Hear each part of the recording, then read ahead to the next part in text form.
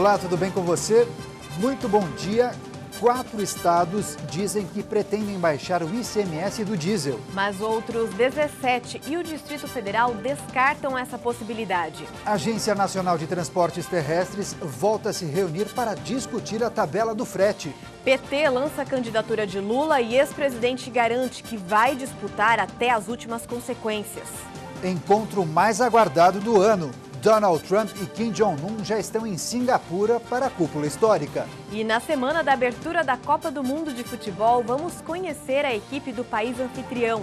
Agora, na edição das 8h30 da manhã.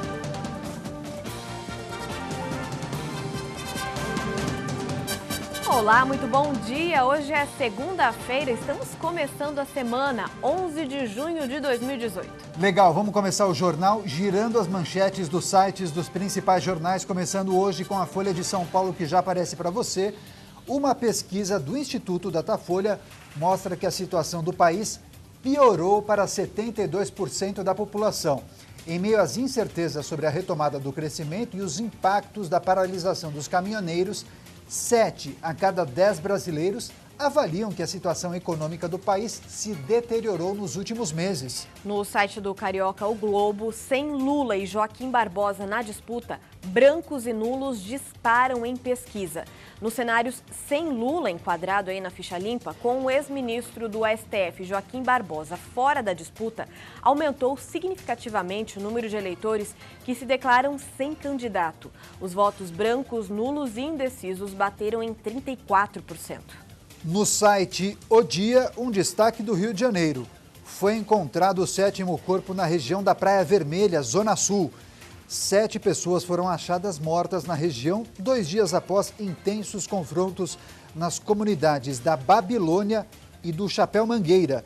As famílias das vítimas confirmaram que os jovens eram traficantes e que estavam desaparecidos desde sexta-feira. No site do Terra, salas lotadas e pouca valorização. Ranking global mostra desgaste dos professores no Brasil. O país tem um dos maiores números de alunos por sala de aula no ensino médio, entre mais de 60 países. As escolas públicas do país têm 22 alunos por professor no primeiro ano do ensino médio. O total é o mesmo quando se incluem as escolas particulares. E começamos essa edição tratando do desafio do governo em reduzir o valor do óleo diesel. Além do Rio de Janeiro e de Mato Grosso do Sul, que já diminuíram impostos, outros 4 estados pretendem baixar o ICMS do diesel. Mas 17 estados e o Distrito Federal já descartaram essa possibilidade. Os governos do Acre, Amapá, Espírito Santo e Sergipe também vão conseguir fazer uma redução das alíquotas do tributo. O estado do Rio de Janeiro reduziu a alíquota de 16% para 12%. E Mato Grosso do Sul baixou o atual percentual de 17% para 12%. A mudança nesses estados aconteceu após a greve dos caminhoneiros e os acordos feitos pelo governo federal para garantir o fim das paralisações. Atualmente, as alíquotas de ICMS para o diesel variam no país de 12% a 25%. Essa diferença de tributação é um dos fatores que explicam a variação dos preços de combustíveis entre os estados. As alíquotas mais altas são as do Amapá, de 25%, e do Maranhão, de 20%. A mais baixa, de 12%, é praticada atualmente por 7 estados: Espírito Santo, Mato Grosso do Sul, Paraná, Santa Catarina, São Paulo, Rio de Janeiro e Rio Grande do Sul.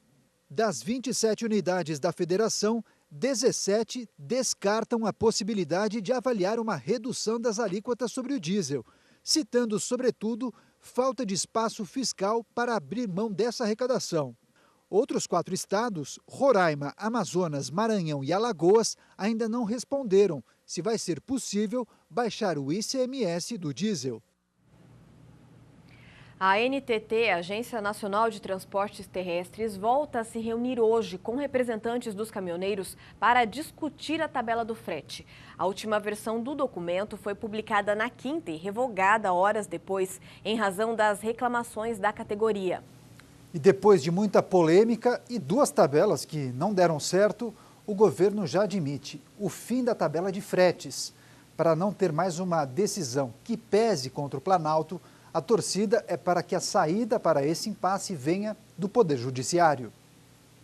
Na pressão para fechar um acordo com os caminhoneiros e encerrar a greve, o governo concordou, sem pensar muito, com uma tabela de frete mínimo. A decisão levou o presidente Michel Temer a reacender a crise com a categoria e a se indispor com a indústria e o agronegócio. Agora, sem conseguir negociar uma mudança que agrade os dois lados, o Planalto já admite a chance de a tabela ser extinta. As dificuldades de acordo geraram um maior desgaste e, com isso, a melhor solução para o governo, depois dos recuos, é que a tabela seja derrubada pelo Poder Judiciário. A Advocacia Geral da União gerou ações judiciais contra a medida em todo o país. A Associação do Transporte Rodoviário de Cargas do Brasil entrou no Supremo Tribunal Federal com uma ação para suspender os efeitos do tabelamento. Cabe ao ministro Luiz Fux analisar o caso. O ministro da Fazenda reconheceu que a mudança foi feita no calor da paralisação e que talvez não seja a melhor solução. A Associação do Transporte Rodoviário de Cargas do Brasil afirmou que tabelar os preços fere a economia de mercado e amplia a possibilidade de movimentos que tentem pressionar o governo. E os rodoviários do Rio de Janeiro começaram hoje uma paralisação de ônibus. A categoria cobra 10% de reajuste salarial e outros benefícios. De acordo com o sindicato, a paralisação está sendo feita de forma gradual para evitar que os usuários sejam atingidos de uma vez só. O movimento afeta toda a cidade, inclusive os corredores do BRT. O Sindicato dos Motoristas e Cobradores de Ônibus do Rio de Janeiro disse que pelo menos 30% da frota deve circular pela cidade durante todo o dia. O ex-presidente Lula garantiu que vai levar a candidatura até as últimas consequências. A ex-presidente Dilma Rousseff participou de um comício do Partido dos Trabalhadores. O Partido dos Trabalhadores lançou a pré-candidatura do ex-presidente Luiz Inácio Lula da Silva em Contagem, Minas Gerais. O evento reuniu apoiadores, políticos e a ex-presidente Dilma Rousseff. Ela leu uma mensagem escrita por Lula, preso desde abril. Sonho ser o presidente de um país em que todos tenham direitos e ninguém tenha privilégios. Um país em que todos possam fazer novamente 3 refeições por dia, em que as crianças possam frequentar a escola, em que todos tenham direito ao trabalho com salário digno e proteção da lei.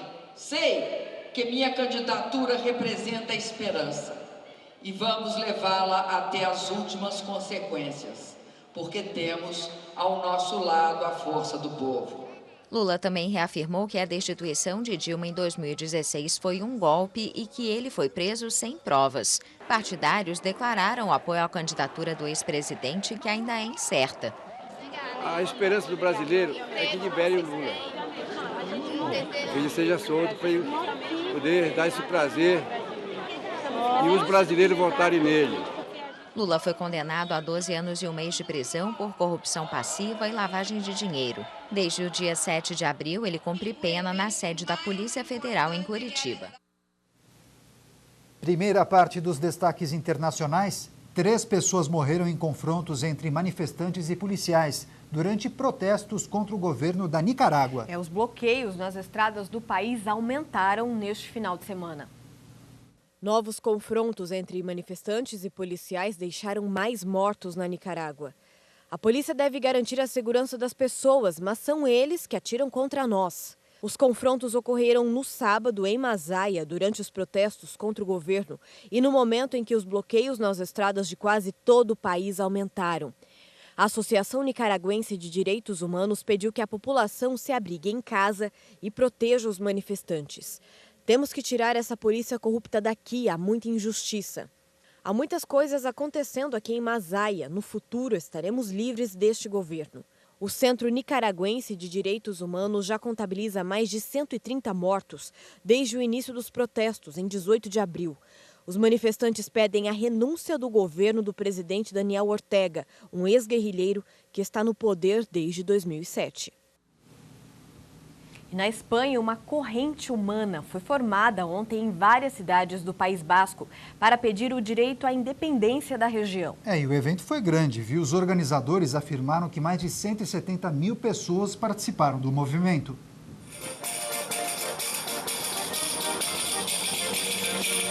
Convocadas por uma plataforma separatista, milhares de pessoas formaram neste domingo uma corrente humana entre várias cidades do País Basco para reivindicar o direito à autodeterminação da região do norte da Espanha. Balançando a bandeira vermelha, verde e branca do País Basco, os manifestantes formaram uma corrente que, segundo os organizadores da plataforma Gure Escudagó, uniu 202 quilômetros entre San Sebastián e Vitória, passando por Bilbao. A plataforma afirmou que 175 mil pessoas participaram, mobilizadas graças a 5 mil voluntários e 1.000 ônibus para transportar os participantes. As autoridades bascas não deram números. Apoiado por partidos nacionalistas e separatistas e sindicatos, o protesto passou por ruas de cidades e várias estradas. A Gure Escudagó já realizou anteriormente outras correntes humanas no País Basco para pedir um referendo de independência em 2014 e 2015.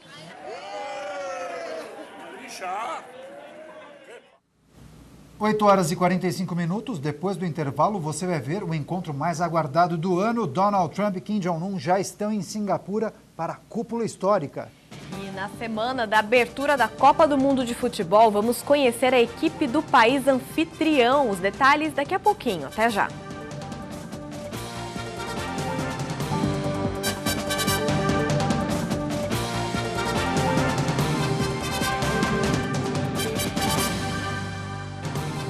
E ainda que estejam acostumados aos disparos e às propagandas veiculadas em alto-falantes, os sul-coreanos que vivem próximos da fronteira com a Coreia do Norte esperam que a cúpula entre os líderes Donald Trump e Kim Jong-un seja um novo passo a caminho da paz definitiva. O resultado mais visível da guerra travada pelas Coreias há 65 anos pode ser visto aqui, próximo da fronteira entre os dois países. Os sul-coreanos, que vivem na região desmilitarizada, já não prestam tanta atenção aos disparos dos treinamentos nem aos alto-falantes que ecoam as propagandas oficiais do regime de Pyongyang. E ainda que estejam acostumados à paz armada, esperam que a cúpula entre os líderes Donald Trump e Kim Jong-un, prevista para a próxima terça-feira, seja um novo rumo à paz definitiva.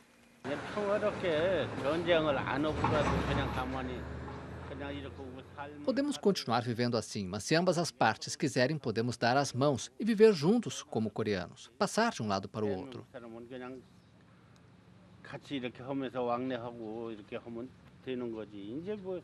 Proprietária do restaurante Espaguete de Pyongyang, esta sul-coreana garante que a presença militar a tranquiliza. Não me sinto tão ansiosa vivendo perto da fronteira. Na verdade, me sinto mais segura. Provavelmente todos se sentem assim. O proprietário de uma loja de acessórios militares vive do fluxo de soldados próximos à fronteira. Mas, antes de enxergar a paz, ele é mais pragmático. Quando as relações entre a Coreia do Norte e Estados Unidos e entre as Coreias passarem a um clima de paz, será que nossos soldados irão a Pyongyang cuidar daquela Coreia também? Eu me mudaria para lá e continuaria com o meu negócio. Os olhares desses e muitos outros sul-coreanos vão estar voltados para Singapura. A esperança é que a cúpula entre Donald Trump e Kim Jong-un acabe abrindo passagem para a tão esperada paz. Um incêndio devastou ontem o depósito onde estavam armazenadas as urnas das eleições do Iraque. O incêndio aconteceu depois que o parlamento ordenou a contagem manual de votos, depois de suspeitas de fraude na votação. E a busca de quase 200 desaparecidos na erupção do vulcão de fogo na Guatemala ficou mais difícil neste fim de semana. Novos deslizamentos foram registrados e pelo menos 109 pessoas morreram na tragédia. Uma potente erupção do vulcão jogou sobre toneladas de cinzas e areia quente a comunidade São Miguel Los Lotes. Os protocolos internacionais estabelecem que depois de 72 horas de uma tragédia, as operações de buscas devem ser suspensas por não haver mais possibilidades de encontrar sobreviventes. 5 dias se passaram desde a violenta erupção. Na prática, as tarefas de resgate estão suspensas desde a tarde de quarta-feira, por causa do terreno instável, em função das fortes chuvas e porque ainda existe muito material quente na área devastada. No entanto, ainda não foi decidido se as buscas vão continuar. As autoridades realizam avaliações do terreno para determinar se podem ou não entrar na chamada área de maior impacto. E agora os destaques da previsão do tempo para hoje. Mas antes a gente vai ver como está o clima nesse momento lá no Rio de Janeiro. Na imagem, a bela orla de Copacabana, mar tranquilo, pouca gente na praia e também baixo fluxo de veículos pela Avenida Atlântica. No céu, muitas nuvens cobrem a capital fluminense, que não tem previsão de chuva para hoje. Os termômetros registram agora 23 graus e a máxima é de 30. Vamos ver a previsão completa para todo o país. Um sistema de baixa pressão atmosférica continua sobre o Paraguai, formando nuvens carregadas no sul do Brasil. Nesta segunda-feira, uma frente fria se aproxima do Rio Grande do Sul e vai reforçar a instabilidade. Há risco de mais temporais sobre a região sul e o risco de chuva forte com raios e rajadas de vento aumenta também no sul de Mato Grosso do Sul. Chove a partir da tarde no oeste e no sul paulista. A umidade aumenta por Mato Grosso do Sul e oeste de Mato Grosso, que terão pancadas de chuva. Na região norte, o sol aparece com mais força, são esperadas apenas algumas pancadas de chuva. Na área mais clara do mapa, entre o Ceará, o Tocantins, Goiás e o Rio de Janeiro, predomina o ar seco, por isso o sol fica forte e faz calor. No litoral leste do Nordeste, só o sul da Bahia fica mais instável, com chuva a qualquer hora. Mínima de 23 graus em Salvador e 17 graus em Porto Alegre. São Paulo terá máxima de 28 graus e a temperatura chega aos 33 em Teresina. Agora nós vamos falar de esportes, porque essa semana é uma semana especial. A Copa está chegando e a partir de hoje nós vamos trazer as informações sobre a Copa do Mundo. Exatamente, parecia que não ia chegar nunca, né? É mas está chegando, está perto. E quem traz todos os detalhes para a gente é o Lota Vita. Hoje tem as novidades do Grupo A, Lota. Bom dia e seja bem-vindo. É isso mesmo, bom dia Carol, bom dia Daniel e bom dia a você que acompanha o jornal toda hora. Vamos começar falando do Grupo A, que tem a anfitriã Rússia, além da Arábia Saudita, Egito e o Uruguai. Os russos, olha só, abrem o Mundial contra a Arábia Saudita na quinta-feira em jogo isolado. Bom, na quinta-feira só a cerimônia de abertura e este jogo. Na sexta tem a estreia do Egito e do Uruguai às 9 da manhã em Iekaterimburgo. Nome difícil, hein? Vamos falar então da anfitriã, a Rússia, olha só. Os comandados do técnico Stanislav Cherchesov realizaram mais um treino de preparação na região de Moscou. E a expectativa não é grande não em torno da seleção, olha só. Apesar de ter a vantagem de jogar a Copa do Mundo em casa, os russos não aparecem bem no ranking da FIFA.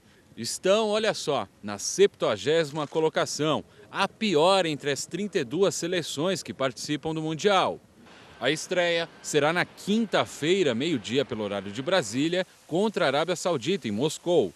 O palco, este belo estádio, o Luzhniki, que tem até uma estátua de Lenin, um dos líderes da Revolução Russa, no entorno. Do lado de dentro, muito conforto e cerca de 81 mil lugares, todos com cadeiras, nos padrões da FIFA para uma Copa do Mundo. De olho na seleção russa, muita apreensão.